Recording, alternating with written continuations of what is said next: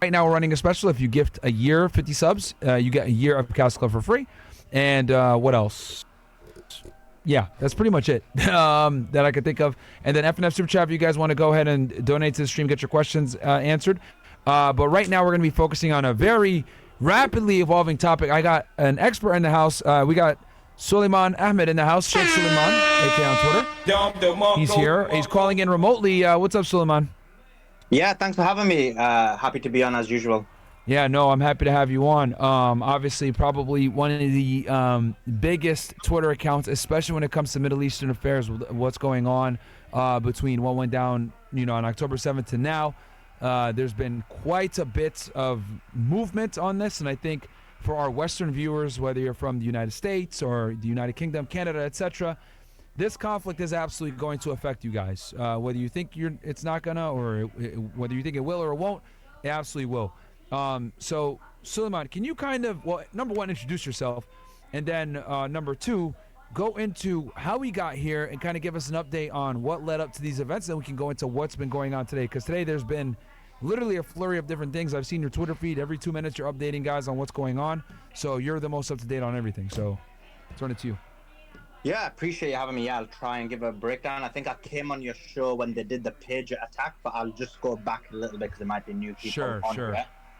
So basically, you had a scenario where obviously everybody knows about the genocide that's happening in Gaza. Introduce yourself real quick first, though. Oh yeah, sorry. I'm Suleiman Ahmed. I'm on Twitter. I basically cover geopolitics in an extensive manner, specifically the Middle East. Generally speaking, obviously I cover Russia, Ukraine a bit, U.S. politics a little bit as well because of everything's intrinsically linked. But my main focus is like geopolitics in terms of from the Middle East. Now, what's actually happened is, you obviously know about the genocide that happened in Gaza. Israel went into Gaza. They said they had two objectives. The two main objectives they told us was that they wanted to eradicate Hamas and they wanted to get the hostages returned.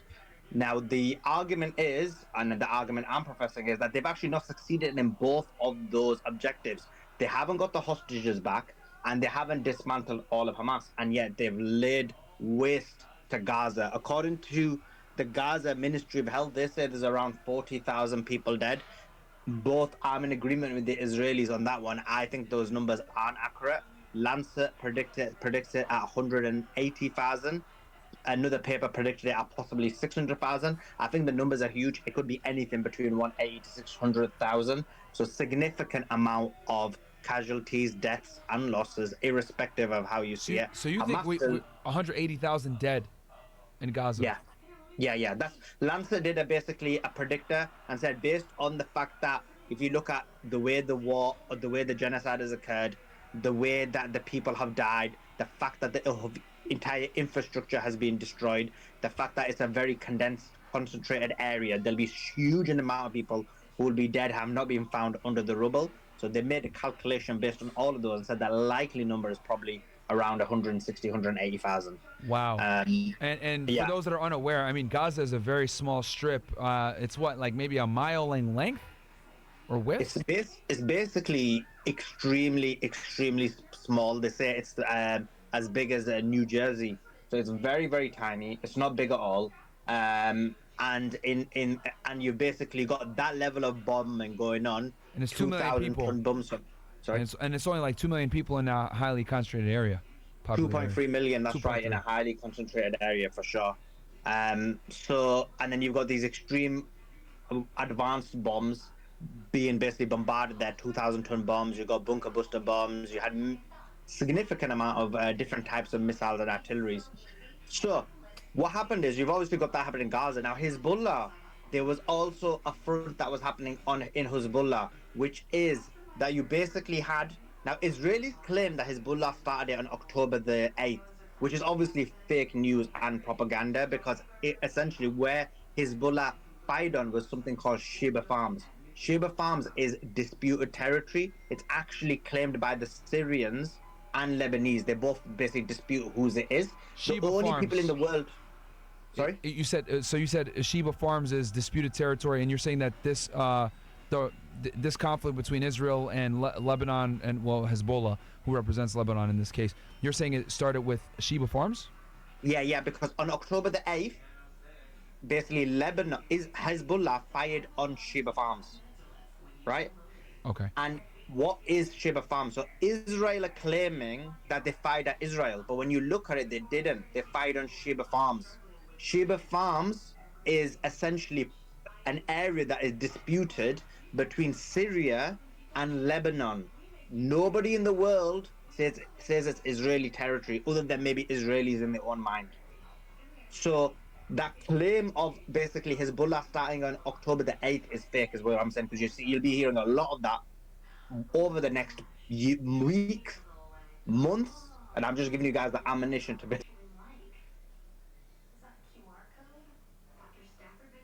basically fight back against that claim. Okay. So their argument is Hezbollah fired at Sheba Farms, which they claim is Israeli territory, but you're saying it's not Israeli territory. It's actually, I guess, unincorporated land. It's basically disputed land between Syria and Lebanon. Now they don't even say Sheba Farms. They'll just say they fight at Israel. They won't even talk about Sheba Farms. It's up to you guys to talk about Sheba Farms when you're basically refuting them. Gotcha. Okay. Yeah. Sheba is called Sheba Farms. That's right. Yeah. Okay. All right. So continue on, brother. So then there was a conflict between, you basically got northern Israel and southern Lebanon were basically, fighting amongst each other.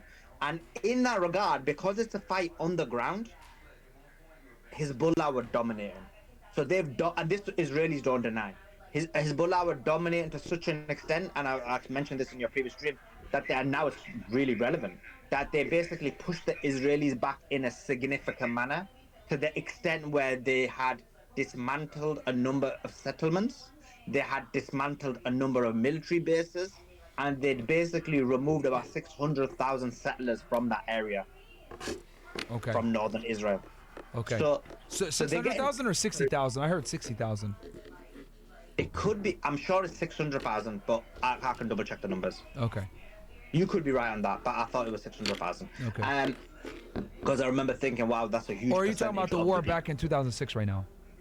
No, I'm talking about since October the 8th till now. Oh, gotcha. Okay. Yeah. And then what happened was, so you've got a significant amount of displacement, you've got a significant amount of domination that's happening from Hezbollah, and in terms of Hezbollah, obviously Israel has been striking them from the air. So what Israel has over Hezbollah is air.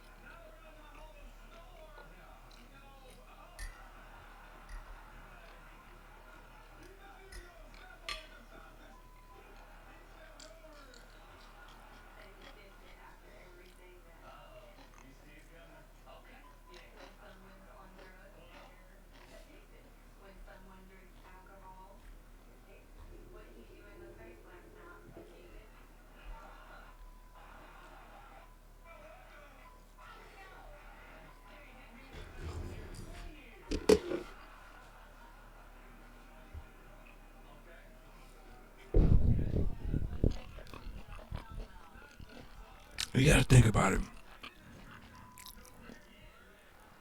People have things that can control the whole world in their pocket.